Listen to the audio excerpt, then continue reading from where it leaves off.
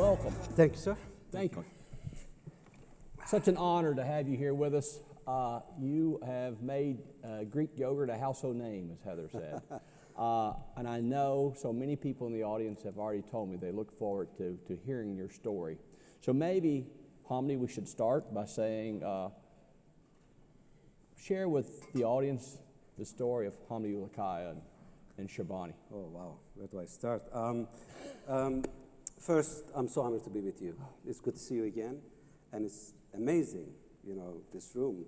I've been to quite a bit of dairy gatherings, or farmers, or dairy processors, or milk, or co-ops. But I think this is by far one of the best, gathering I've seen. That shows your leadership, the organization, and also interest on what the problem is in hand, or what the opportunity is in hand, you might say. So I think by talking, by gathering, and having a real dialogue and real conversation, and accepting what the issue is, I think that's the beginning of solving anything, is accepting what the issue is going to be a very key to, what is going to determine the next 5-10 years. So I'm honored to be here. It's amazing. Lino, congratulations. Saputo is an amazing company. I met Lino long time ago, and this is the second time, so it's good to see you. I'm Kurdish, actually, from Turkey. I've been to Turkey, beautiful country. It's beautiful. And I arrived to US as a student while I was studying in Ankara political science and politics. And I was publishing a newspaper, regional newspapers, and talking about Kurdish rights and cultural rights and human rights, and get in trouble with the government and some officials there. And I had to leave. I had to get out of there. And I was thinking of going to Europe, and one stranger said, "Don't be stupid, go to America." And I said, "America is the source of all the problems. Peter will..." Peter goes to the region a lot, and that's the view of people think, that the America is the source of biggest problems. I said, "Why would I go there? I'm going to go to Europe." And the stranger said, "You think that the Germany and France and all those people are nice." And I'm not going to say what they said, and I don't think that's totally, I'm married to French, so I don't want to, be careful. Yeah, I don't want to create a problem at home. But he said, "Why don't you go to America? And if you don't like it, you can always go back to your Europe. Yeah. But why don't you just go?" And I arrived as a student on 1994 to learn English. I'm still working on it, but... You're doing very well. Thank you, sir. And I arrived, and 3 months later, a teacher of mine gave me a homework and said, "Write how to make something in English." So this is a homework, how to learn English. So I tried to write how to make cheese, because I grew up in farming environment. My grandfather, my father, everybody, up in the mountains, we were nomads. We would make cheese, yogurt, and in the summertime we would come back to the town. And I know how to make cheese, so I tried to write how to make cheese. The next day, the teacher came to me and she said something very, very energetic and passionate. And I thought I wrote something really bad, and she's very upset with me. And I brought another Turkish guy to explain to me what she was trying to tell me. And turns out that she has a farm in upstate New York near Vermont, and with her husband, and she's really loved my paper, and she was inviting me to go to farm for a weekend, and we would make some cheese. Oh. I said, "Wow, they have farms in New York." I had no idea. I was like, "This is crazy." I thought we only had, Something you knew something about. Yeah, and I went there, and it had been maybe 3-4 months that I was in New York City, and there was this farm. I took a bus. She picked me up, and it was paradise. There's this river in front of the farm, and the houses and the farms and the cows, and she had some goats and one mule. I thought I was in heaven. It reminded me home, and those was the 2 best days since I had been to America. They took me on top of the Empire State Building and all the other things that they could show me. But the farm. The farm was, I felt home. And by the end of the second day, we made some cheese and milk goats, and it was funny that I was thousands of miles away, and I was doing exactly what I was doing back home. And I said to her, can I stay in the farm? I'll work for free. I'll find another job. I'll do whatever. But I will go to school from here. But I'd like to stay here. And eventually she agreed. And I worked in that farm for a year and a half, milking 60 cows and feeding the goats, spreading the manure, and everything that farmers do. Yeah. And that was the place I learned about this country. I learned about the people. I learned about the culture. I learned about everything that makes this country so special from that farm and the people got involved with that farm. And had I stayed in New York City, I probably couldn't get that angle. No. I wouldn't feel home, and I couldn't get that angle. So I'm proud to say I'm a farmer, not only back home, but also here in the States. And that led me to my journey into dairy. And my father arrived and said, you could make some cheese. And I started wondering about making cheese. At first, I imported some cheese, and then I found this place in Fulton County in upstate New York and started this project to make some feta cheese because I thought feta cheese here was lousy. And back then, Not now. No. It's wonderful now. Yeah, it's pretty good now. And I started in 2002, start making feta cheese. That was the time I actually went to visit Lino. And 2 years in, it was probably the hardest thing that I had ever done. 2 years in, I saw in this ad came to my table, this junk mail. It said, fully equipped yogurt plant for sale. Now I'm going through these junk mails every 3-4 days or week, whatever. You know how it is late in the evening, you sit in your desk, smoking, whatever you're doing. And you're going through all those things. It's like a meditation.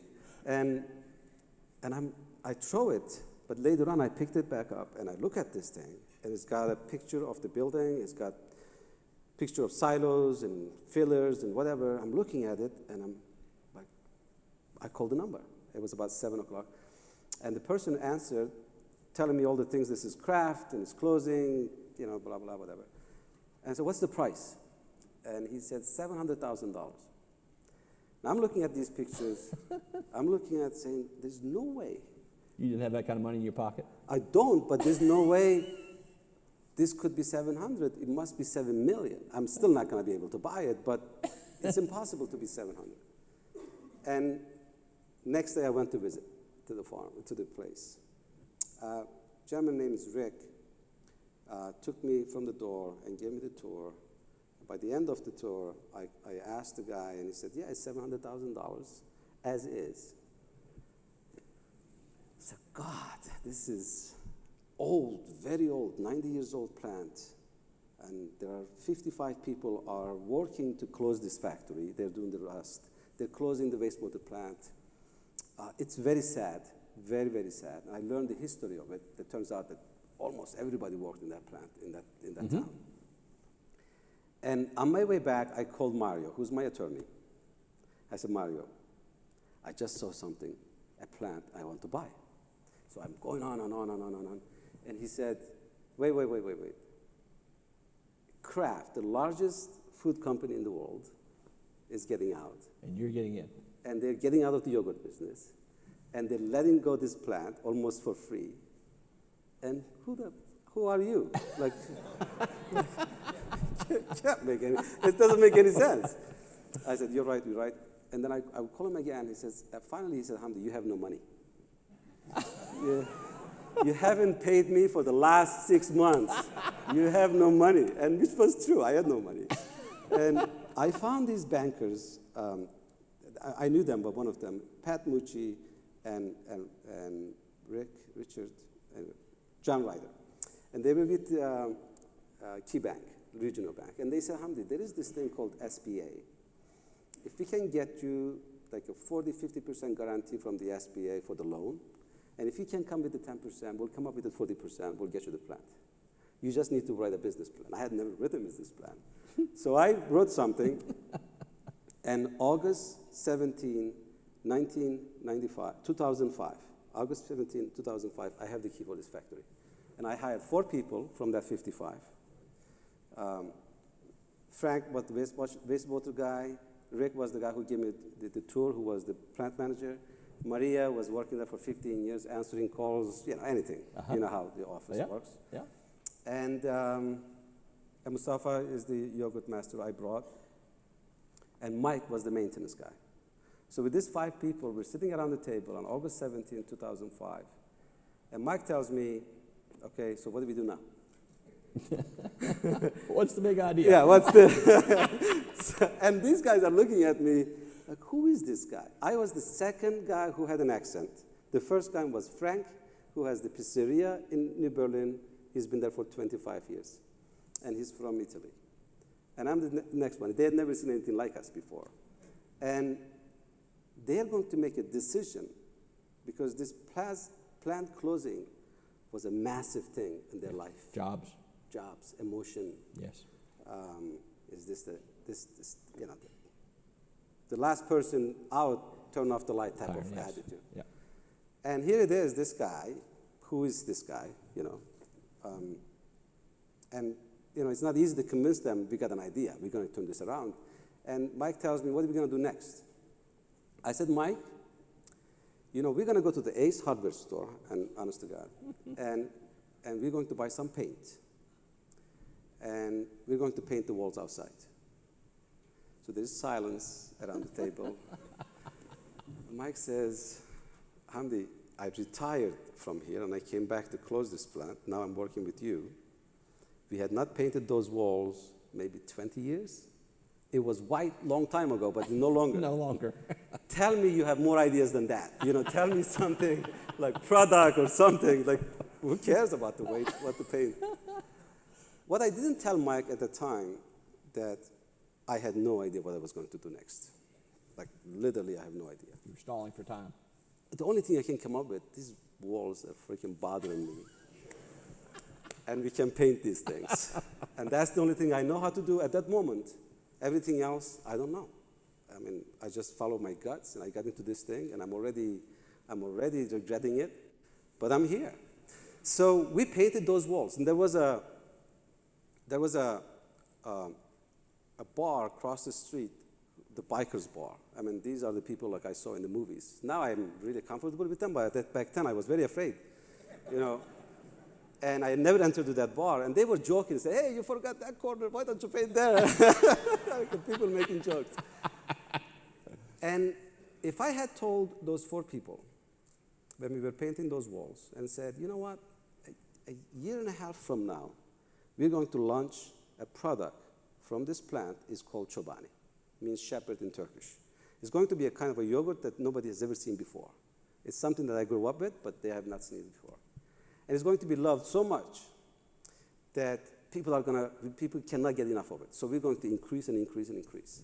4 of you, we're going to be 100, and then 300, and then 500, and it's going to be 1,000 and 2,000. This plant that you're painting right now, in 3 years from now, it will be one of the largest yogurt plants in the country. And then by the 5th year, we're going to build 1.2 million square feet plant in Idaho, which I had not been to Idaho, but I know it's out there. And you knew it needed a yogurt plant. I didn't know I needed a plant in there. And we're going to spend almost $1 billion to build this factory. And we're going to change this environment of this community. People are going to come back and build homes. Farmers are going to come back to life. We'll be one of the best-selling yogurt in the country. You can go on and on and on. And everything that we do, we're going to do it independently by ourselves, but not a penny from anybody else. By the 5th year, we're going to exceed $1 billion in sales. You know what? Everybody who let go from this plant is going to come back and build this company better than ever before. I promise you. Yeah. They will probably say, I know, you're smoking something, but I just don't know what it is. It's something very weird. Not believable. But Michael, that's exactly what happened. Yeah. And if you ask me what happened, maybe by luck, maybe gut feeling, maybe whatever it is that we started, or we bought that plant and we started the yogurt that we know. But what made it happen is when I walked that factory, when they were closing, it was a sad day, and it was an old building. There was nothing impressive about it. But what struck me the most, that there was 55 people were closing that factory. In silence, they were doing their absolute best. Yeah. And I was thinking, who does that? I'm about to lose my job. This job is gone forever. The chances of somebody coming here is absolutely zero. Mm-hmm. Why do I have to try my absolute best to close a factory? My grave, why? There is no explanations other than being part of culture. Yes. There's no explanation other than being, that's the way I am. Yeah. I do my best, whatever I do. And when I saw that, I said, if you close the factory the way that you're closing, what if you open it? God knows what happens. Tap into that spirit. Exactly. That spirit and that culture is actually the fueling power of Chobani. Yeah. And that's what happened. Amazing story, absolutely amazing story.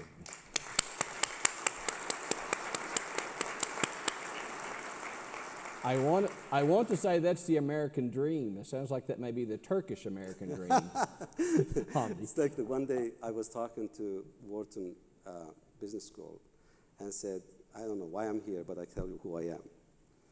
I'm a Kurdish guy from Turkey who makes Greek yogurt, sold his first yogurt to a Jewish store.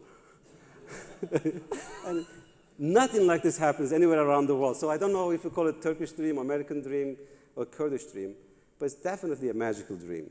It's only the minute I arrived to the farm in near Vermont border that I realized this land, there's something magic in the air in this land. And still to today, I truly feel that way. Fantastic. I have been to both your places. They're both amazing.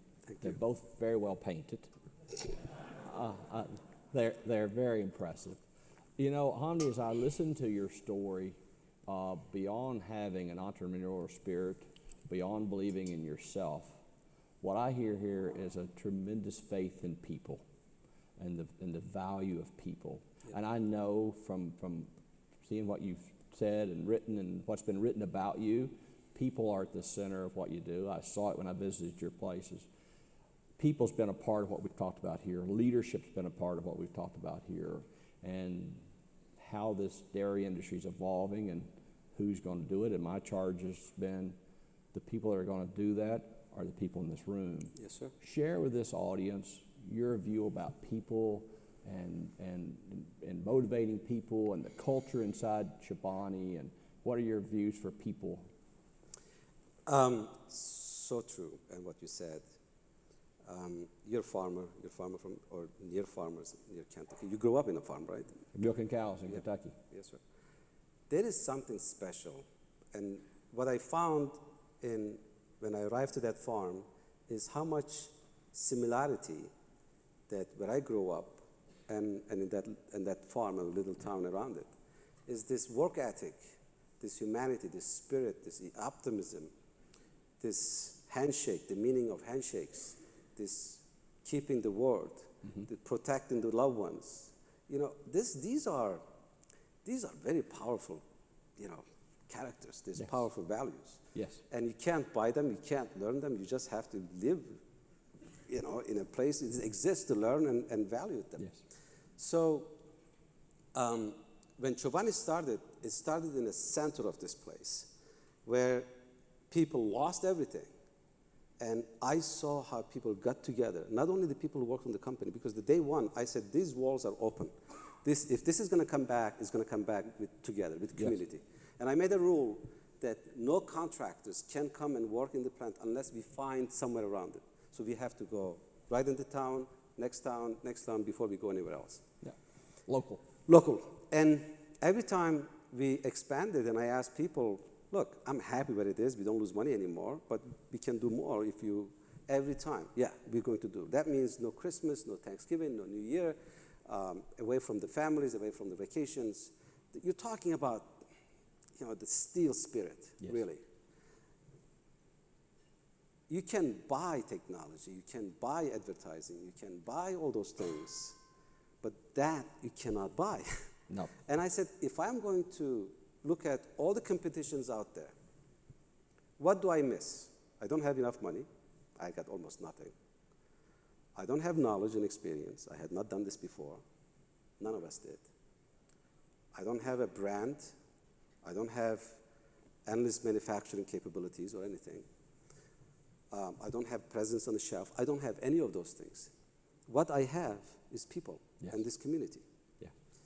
And I thought all those things that I counted, I can get it as long as I make it with the one that I have. The people. And that's what we became. We became a part, totally people and product company from that moment on. A people-centric organization. Exactly. And I didn't have to invent the world because it was right there. And Chobani is not me. Chobani was, 4 people, 5 people, and here it's Mark and Peter. It's every collection of everyone trying absolute their best. They owned it. On every question. And today, we might have some rules and regulations that we write down, but until recently, we had no written rules of anything. Yeah. We called it Chobani Way. And you put the center of the product that you're making something for consumers or people out there, that their babies and kids and wife and sisters and daughters, they're eating it. So you have to have that consciousness, that making sure that what you're making, how you're making it, is as if you're making for your own children. Yes. And have a consciousness of, people who work on those places is recognized. Not only they're getting a paycheck and all that kind of stuff, but their hand, their hard work, their time, their attention matters. And everyone come and work and go back as who they are without pretending to be anybody else. Yeah. Because if anything, I had to pretend to speak better English. I had to pretend to be not Kurdish or Turkish, whatever it is. So if we pretend to be somebody else, because let's face it, there's almost 50%, 70% waste. Yes. So how can we become a product place where women, black, white, yellow, whatever, refugees, recent immigrant, as long as within the law, everyone obeys the law, everyone obeys the rules, everyone can come. And absence of knowledge and experience is not an obstacle, is not a negative thing, it's just an opportunity to learn and get there. We can all learn from each other. Exactly. And when I wake up in the 5th year, people said, you guys have built something that never been done before. That with a $700,000, $1 million an SBA loan to $1 billion in sales, building plants, and people here know how long it takes to build capacity of something. Yes. So how did you guys do that? It's impossible because it's just never been done. I said we were elevated. We had no idea what we were doing because we were angry.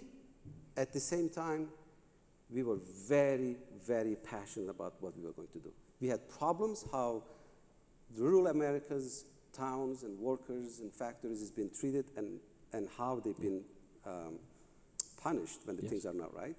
But at the same time, we were upset how yogurt was being produced and sent it to every corner of the country in a very bad way, putting a bad word for it. Yeah. We thought we could make something.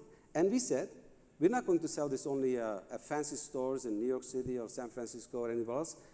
We will be there too, but we belong to real aisle, mainstream, where teachers and workers and everybody shops. Yeah. And that was the whole idea. And we still don't have we don't spend a lot of time thinking about our strategy and all that kind of stuff. All we try to say at home is be real, stay within the history and the reason of our existence, and go out there and do your best, and then we learn from it. Maintain your values. Exactly. Maintain your values. Not only did you do things for the people, and not only in the community, but as you think about what you also did by keeping the plant going, think about the supply chain. You and I both came from the farm. Think about what you did for the local farmers, having an outlet for the milk and the supply chain. And I know you have been focused on your suppliers, the farmers that supply the milk to your facilities. What's your views on what's some of the things you've done that you'd share with the audience here and how you think about the supply chain? From the farm side, I remember the day like yesterday when I met Rick Smith from DFA and his chairman, an old farmer. I don't know if he's still a chairman. And I said, I cannot tell you how fast we're going to grow. I cannot tell you how much milk I'm going to need. I cannot make a contract with you. Because if I say I need 2 million pounds a day, it might You be, didn't know. I don't know. I said, I will try to be as open as possible, but I'm worried that if things take off, milk could become an obstacle, that being able to get enough milk, and we can, kind of slow this down. I don't want this to happen. And the gentleman there, he said, we shook hands, he said, Hamdi, I promise you, we'll always get you milk, whatever you need. I had never had a contract with them, and they did. We always found a way to get me milk. This is what I mean, meaning of the handshake. When I went to Idaho, the first meeting I had was with the dairyman. I don't know if Idaho dairyman, anyone here. We had a handshake. And I value that handshake, and also the governor, also the city of Twin Falls. And I knew the sourcing the milk was going to be the last thing that I have to worry about. Yeah, because it meant, to me, it was very, very meaningful. And today, all those things, I cannot take all the credits because farmers played massive role in this. Yes. And that's why I need to talk about this a little bit. So, we are all processors, and we're making dairy products. And dairy farmers. And the dairy farmers here, yeah. So, you go to an upstate New York or Wisconsin or any place, it's not secret anymore. What's going on in the farms today? The little farms are being closed. Yes. Consolidation. We have some good days nowadays with the pricing maybe, but it's not even near close to be getting out of the black hole. You have farmers committing suicides because they use everything. You have farms being closed after generations of legacy from these rural areas. They're gone. It was always not great, but it would come back. It would always come back, and then it would go. Kids, they don't want to even touch it. No. They want to get out. Now, forget about that. It was a very honorable thing to be a farmer. When you were a farmer, I respect that. Yeah. Right? Now you go walk around and you say, I'm a farmer. Okay, so you're killing the environment. You're doing all this bad shit for the animals and all that kind of stuff. The conversation, the reputation thing. Yes, reputation. It became one of the shameful thing to become sometimes, which is extremely unfair.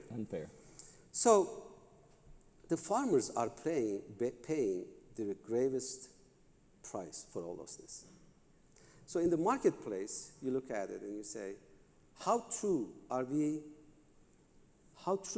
we to those men and women and those families who have the hardest life? Yes. One of the hardest things. I know it. You wake up 7 5 days o'clock. a week. 7 days a week. No wedding, no death. Christmas Day, nothing.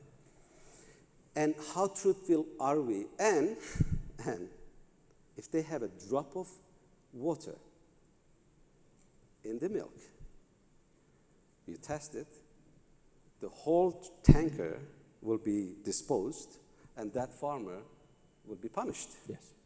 If there is one antibiotics or somehow that did not go into that, you'll be punished. So you expect that farmer to be absolutely best. Yes, Perfect. You're perfect.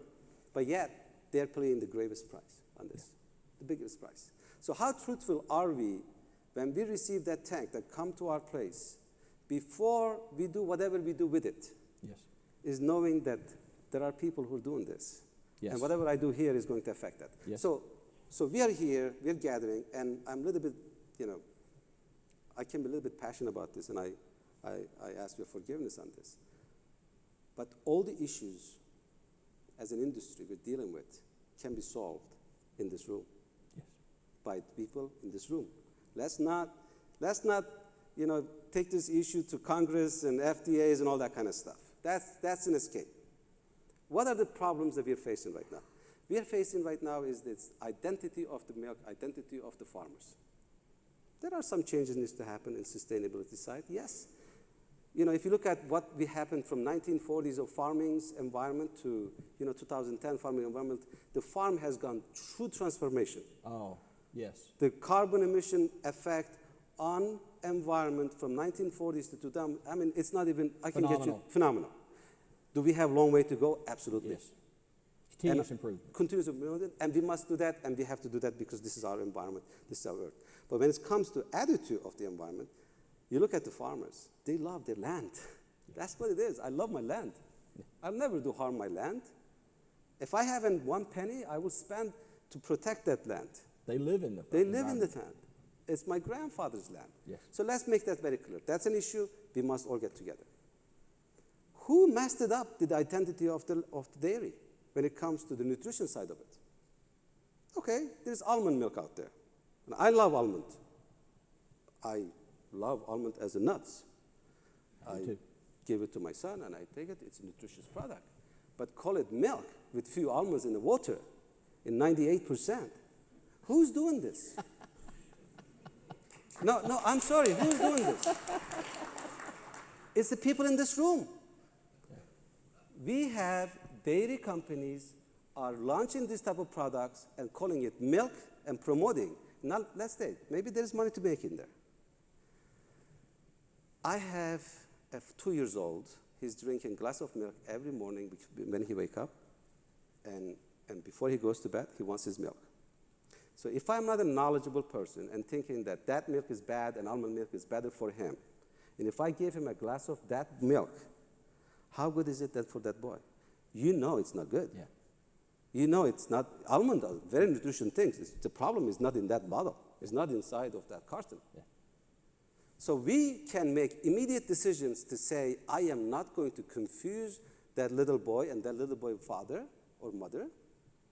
And at the same time, I'm going to offer some solutions to people who cannot consume milk. Yes, because some can. Some can. I completely celebrate it. Yes. And I am not going to do it in the expense of the farmers. Yeah. Because that thing with almond is not, it's even two times more expensive than what you pay for the farmers. Yeah. And less nutrition. And less nutrition. So if you look at the industry, it's a whole industry. No, sir, there's 3-4 brands, maybe 2, is calling this thing as a milk, and it's 60-70% of the market. Yeah. In 2 days, we can solve this problem. We can say it's not a milk. Everybody knows it's not coming from the cow, but a lot of people think that it's getting the same nutrition as something else. It's not. And as an industry, we launched oat. And I remember the day that we'd sit around the table. I cannot call it milk. If I call it milk, probably I'll sell more, I'll get more distribution, I'll compete better, I'd have to explain less. But how am I going to look at my son's face and farmers and say, I call this milk, which is, I know it's not. And so your decision? We just call it Chobani oat. Yeah. It's not milk. It's good in your coffee. I cannot drink milk myself. I'm lactose intolerant. It happens. You know, some people can eat strawberries, some people cannot eat peanuts, some people cannot consume milk. It's fine. There's a solution to it. I love what Fairlife did. You can solve these problems with innovation. Yes. By breaking down the lactose, removing it, you know, increasing the proteins and all that kind of yes. stuff. There's innovation, there's solution, there's things that are coming out of Northern Europe when they're breaking the proteins. There are so many solutions. Yes. But just saying almond is as good as this is just, I'm just giving you a simple example. Yeah. So, in my opinion, we have issues as an industry. Forget the regulations, forget what the FDA says in Washington. So if anything, we should ask less to Washington what to do. We should do this by ourselves. You don't But believe all the you don't believe all the answers come from Washington? No. But one thing that is true is the dairymen in Idaho or the farmers in upstate New York will say, we have work to do, opening our doors and letting the world know what we do. Yeah. Otherwise, being proud of what we do. Otherwise, they assume the worst thing. Yes. You should be proud. Yeah. Come. I love my animals as much as I love my kids. Yeah. I care for them before I feed my own family. Come, look. And if I am doing something wrong, and if not perfect, I am willing to fix it. Yeah. Come. You look at farmers, probably 70, 80, 90% of the farm workers in farmers today are undocumented immigrants. It's reality. Yeah. It's reality. Their families cannot travel to Walmart or any stores or Kroger together with fear that they could be deported. Yes. And if you talk to farmers, if they are deported, my milk, the cows are not going to milk. It's reality. So that's one thing needs to be fixed. I think we should all be for fixing this immigration thing. That's put on the side. So if they are undocumented, there is no federal law to protect them or do. So what's the conditions of the farm workers in the farm? We must be open to it, and we must be communication to it. Yeah. I'm proud of the dairymen in Idaho. These guys, Very committed to that. very committed. Yes. So I don't care what the law says. These are my brothers and Yes. sisters. They work shoulder to shoulder with me, and I'm going to make sure that their living conditions, their wages, their children's education, everything else is not any different than anybody else who's resident. Their right? family. Their family. Yeah. We must. The next generation farmers coming in, doing things better, women, diversity. We must work on those things. Yes. And the land, it's our land. We must protect these things. So this has been in our consciousness from the beginning. And I talk too much, but I'm going to say this. No. Somebody came to office. Peter was there. I think Mark was there. And Grace was there. And he said, one of our customers wants to have, and I'm being very, very open here because I really do think that we can solve this problem together. And not only this nutritious food needs to be in every table, especially medium and low income families. Yes. You cannot find, and there are products out there in the refrigerator, you cannot find a price of the product in the intensity and condensity of the nutrition and availability in every environment as much as you can find in the dairy. No. And loved. So we must make sure that this nutritious product is available, especially for medium and low income families. Who because need they it can most. get their protein and nutrients and amino acids and vitamins and all that kind of stuff. They came to me and they said, look, there is this retailer asking us to change our label from GMO-free, which our products are GMO-free, to GMO-free if you put GMO-free feed the animals eat, the feed is also certified GMO-free, so otherwise you will be delisted from the retailer. I said, okay. How do you corn, hay, how do you make that GMO-free certified? Well, it takes time, 2-3 years. But there are industry, GMO-free feed, that these farmers can be purchased. They cannot use their feed, but those they buy it. Yeah. And they have to feed that to the cows, and then the milk then will be so-called GMO. I said, okay, how's that going to cost? How much is it going to cost? More. And what the farmers are thinking. So when I heard the numbers, I said, whoa. Seriously. And all of this for the feed? And we're not talking about paying the farmers a little bit more. We're not talking about promoting dairy products, nutrition dairy products out there in the world. We're not talking about, investing in our land, investing in our, our people. I'm going to pay for a hay and grain to come from Midwest somewhere, from a corporation, ship it all the way to New York, give it to the farmers, so I can get the milk, so I can put that label on my cup. Doesn't sound very sustainable. It's not. It doesn't make any sense. It doesn't make any sense. Before it comes to the GMO-free feed, I have a ton of problems. I have problems. The farmers are barely making their life. Their price is so low. I have problems with the conditions of the workers. I have problems on the land. I have problems on, educations of, farms' children. Yes. And I said, we're not going to do that. No. Because anything that consumer is looking at those labels and thinking that everything is okay, it's not okay. No. The only thing is it's just a paint that we put it out there. So I said, let's come more collective things, which putting everything that we did together in a discipline, and we called it Milk Matters. And we launched it beginning of this year. And bringing in sustainability, animal welfare, workers' welfare, and the farm income into one collective things. Yes. And it is small. And we brought outside partners like Fair Trade USA, like Wild Wildlife Organization, like Cornell University, like some organization from the dairy farmers cooperatives, to make this more collective things. Yes. And then say, you know what? Yes, we can make things better. Yes, we can communicate to the consumer or the people out there that if you buy in this cup, I assure you. That's what it stands for. Yes, it stands for. The farm that comes from is trying our best. Yeah.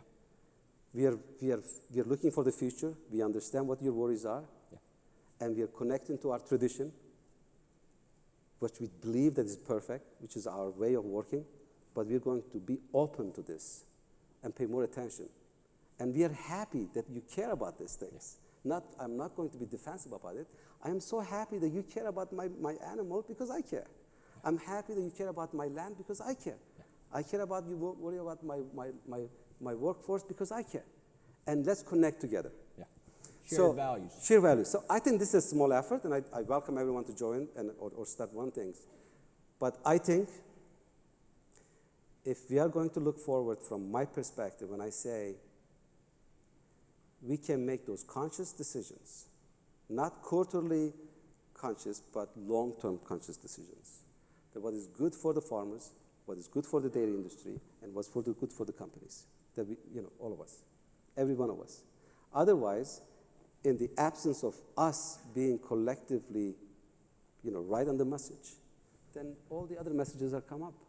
Somebody call himself or herself a dietitian or a doctor and say, milk is bad for you. Well, that also sounds like win-win. Rather than I win, you lose, that's win-win. Absolutely. Yeah. I mean, you look at some of the prices you put it out there, and it says dairy yogurt is 66 cents or 50 cents or 30 cents. It says, how did you do that? How did you do that? Well, that means the farmers got very little money for it. Okay, there's a market price for that. You don't determine it. But if there is so much money you have, because that money is not going to, that price is not going to make you sell more milk or more yogurt. We know it. You can look at the data. Yeah. It doesn't. Yeah. It just doesn't. If anything, as a consumer, I say, oh, must be something completely wrong with this. If it's that cheap? It's something that cheap. It's got to be something wrong with it. Why can't we spend money on the things that matters the most? We can go out there and tell people how nutrition this thing is. We can go out there and tell farmers, okay, there is room for this to be improved in here, and that money can be used for many, many things. Yeah. But I think if you ask me, how can we get out of this? Yes. I do not believe that we need the rules and regulations to come. I think we just have to we have to do the right things. In this room. In this room. We have some questions coming in from the audience. Let's take one of those. I'm going to pick one of these, Hamdi.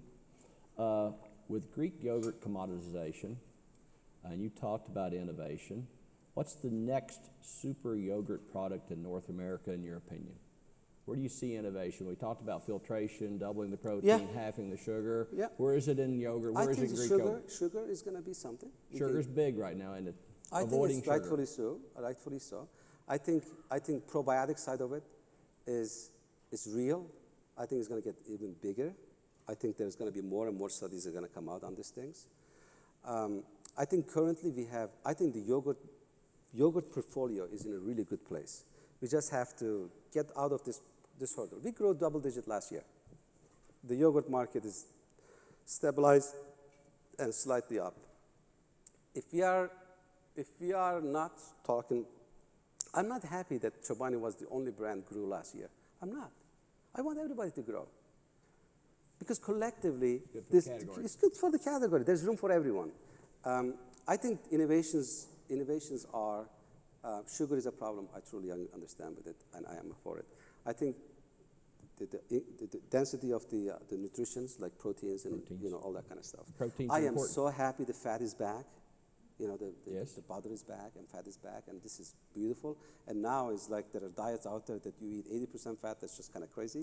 But I think we're going to see a lot of conversation is going to happen and say, okay, every protein is not the same. 1 gram of this protein and 1 gram of the dairy protein is not the same. No. In the observations and benefits and all that kind of stuff. They're different. But I think the innovation is going to come from, what's your problem? What's the problem? Is digestivity is the problem in certain section of the people. Yeah. And there are solutions for that. I think science meeting with tradition will be able to solve some of those problems. One other thing I want to touch on with innovation, I was impressed with what you're doing with incubators. Yeah. And incubators in your facilities. Take just a minute and explain to folks what you're doing, because I think when I was there you had 6 different incubators. And thanks for your visit there. I had this desire to open up Chobani's experience to food startups Yes. all around the country. So we started Chobani Incubator. We placed a room, and we created how this is going to look like. We put a budget in place to anywhere from $20,000 to $50,000. All their expenses is paid, and we take nothing in return. No equity, no nothing. There's not string attached. People like sometimes think, what's the catch? There's no catch.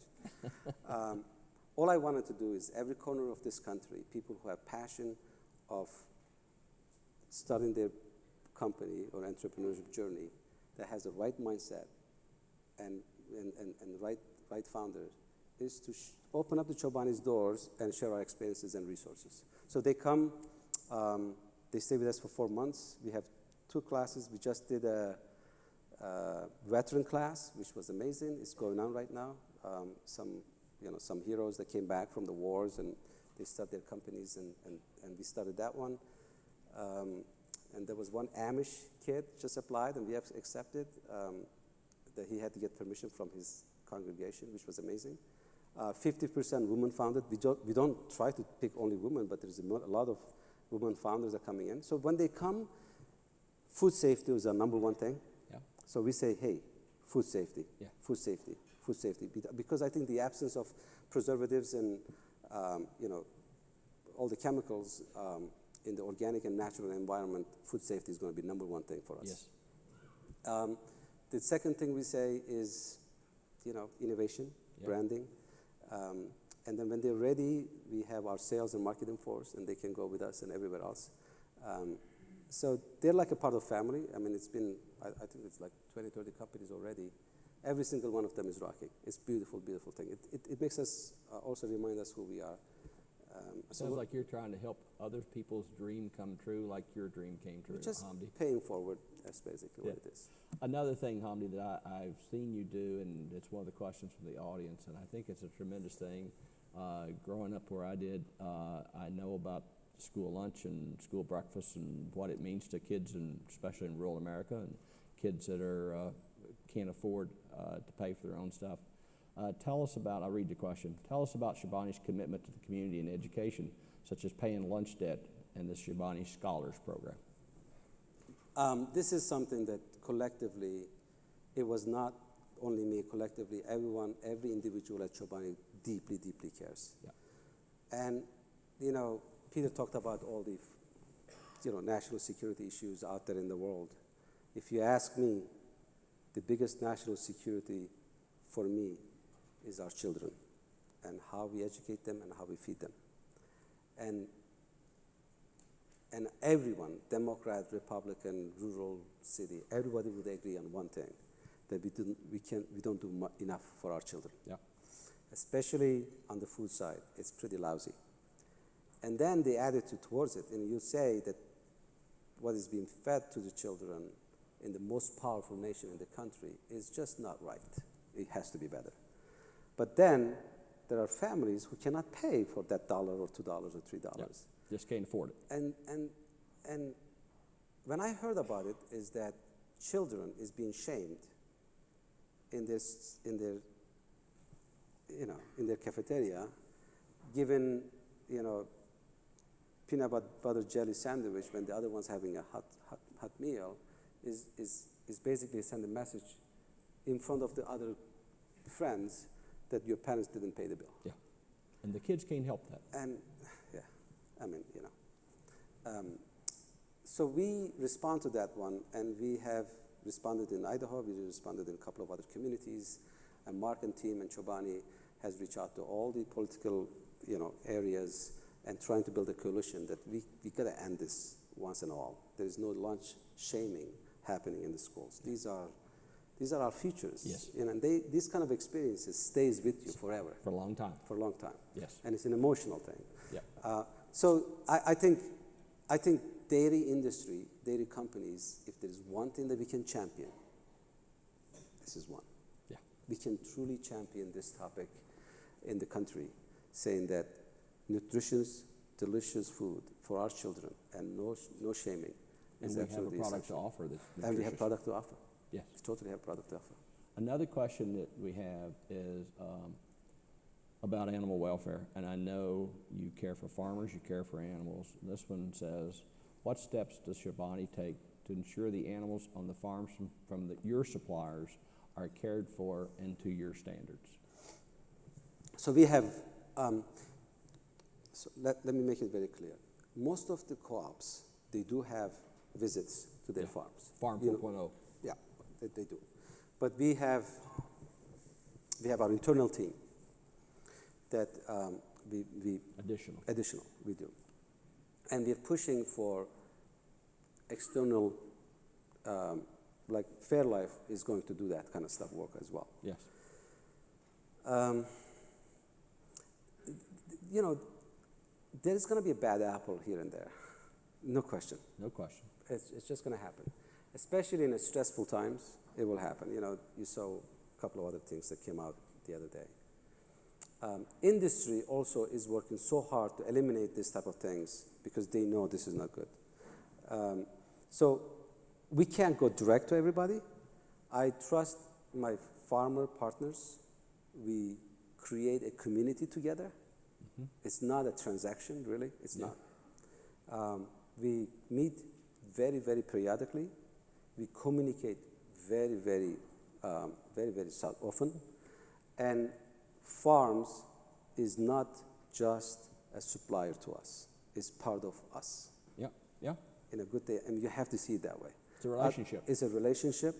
It's not a one-day relationship. It's not a transactional relationship. It's an ongoing thing. Yeah. Like you operate in your floor to make cheese or yogurt or milk bottling, whatever it is, what's happening in that farm is also yours. Yeah. But of course, you own it. We own it. But of course, they also have to have certain view on you. So if the farmer is proud of what I do at Chobani plant, and if I am proud of what he does in his things, and we can have a conversation how we can make things better, it becomes no issue really. Another question we have, which combines a couple things that's been said. So New York, Idaho, your friends said go to Europe. So the question is, Connie, what's next for Chobani after Idaho? Is it Europe? Is it someplace else? What's next? Is that in your original business plan, Hamdi? We like Canada. You like Canada? Yeah, we like Canada. You know, there's some small dairies up there. Yeah, I mean, I'd like to be available in Canada. We started shipping from Idaho to Mexico. It's going really well. So I like, I like that business going in. I truly believe the biggest opportunity for us is here in New York, in the United States. Some people say China. I've never been there.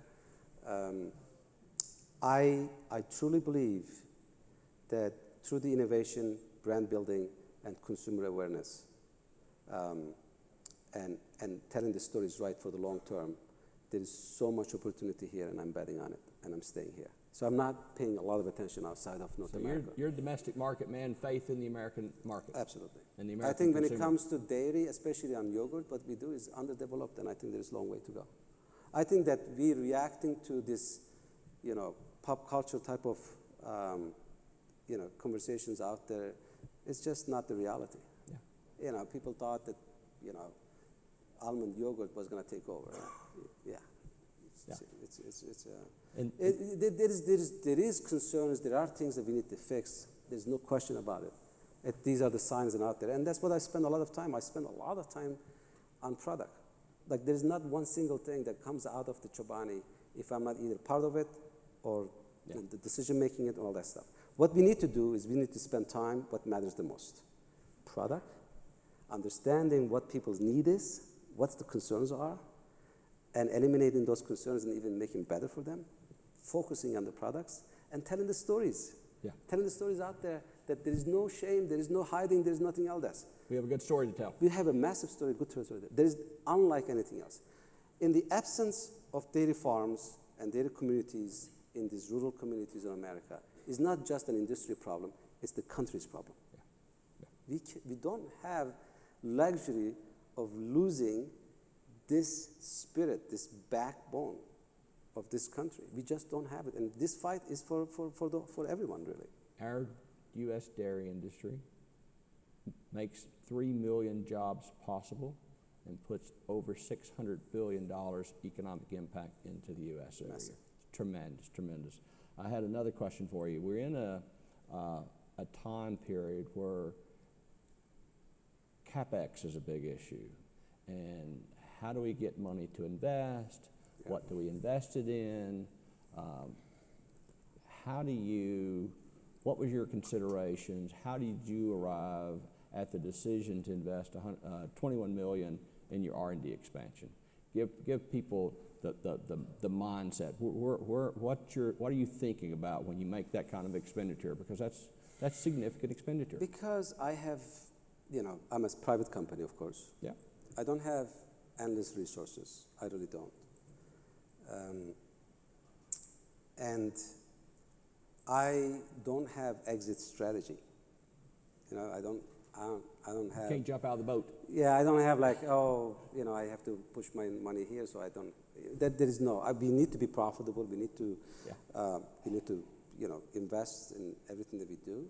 So to me, Chobani is not mine. It belongs to the community and belongs to people, and happened to be there when the story started. And to do what it's promised is to bring nutritious, good food for ordinary people, for everyone, for not because of what your income is, where you live, but as a human being, you deserve to have a better, nutritious product. As possible as it comes from the nature to someone who is consuming the last meal, without what it is. And with no marketing, cuteness. I don't call cream, I call creamer. I made them think that there's cream in there, but there's zero cream in there. But 90% of the people think in this $3 billion in market that there's a cream in there. But it's not. That's being cute. I'm sorry. I just can't, I just think that we should focus on things that matters in brand building and product building and when we put it out there.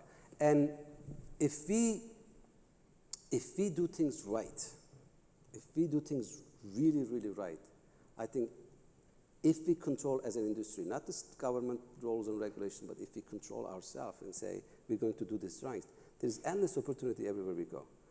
I truly believe in that. So the power of food, unlike anything else. Yeah. Peter said, his son, 8 years old, and God bless him, I'm happy to hear that he thinks that his best thing is meeting the founder of Chobani. Smart kid. It's a very smart kid. But the problem is, it's the power of food. When you make something really good and somebody likes it, and he says, I wonder who's making this thing. And that becomes very powerful. And you can solve massive amount of society problems, community problems with business. Yeah. And when your mindset in the right place. And I tell you, most of the dairy industry's people and the farmers and the suppliers, including the cup suppliers, including the equipment suppliers, they are good people. The entire supply chain is what I hear. Yeah, it's very good people. Yeah. We just have to stay away from this typical corporate thing. Yeah. You want Lino's tradition stay in here. Family. Yeah. They won't go wrong. It won't go wrong. Yeah. It's just won't. Yeah. If anything, his grandfather is going to come out of the grave. He's going to hunt him. Something bad is going to happen. And they go on to become processors of the year. Absolutely. His grandmother, I'm sorry. One other thing while we're on that, one of the other questions we had, you've expanded into cafes and meeting spaces. How's that working? Can we expect more of that? And kind of what's been some of the benefits of that approach? Cafes. You've expanded into cafes and meeting spaces, finding different places for Chobani and ways to enjoy Chobani. I think distribution has been the biggest challenge for us. When I decided to stay independent, I didn't realize it meant that I had to work so much on building this boring infrastructure things, right? Like, think that people don't think about it too much, warehouse. Take it for granted. Yeah, distribution, sales, and how do you get one product from one place to another place, and how do you forecast? Because we have, it's one of the hardest thing to make. You have to know what you're making. You have to forecast what the customer is going to ask for it. And when. And you have to have 99%, or we have We have 99.8% fulfillment rate. And when you have that kind of fulfillment rate, meaning filling it on time, God knows how much waste you have in your factories because you have to make so much. And you don't have so much capabilities to be able to do that kind of stuff. So it took us 3, 4, 5 years. I mean, it was harder for me to go from 0 to billion than building that kind of infrastructure. It was very hard. And that's the beauty of it. In this country, building this kind of infrastructure is extremely hard. Yeah. And you say that these are small startups are coming here and there. To become impactful nationwide is not easy.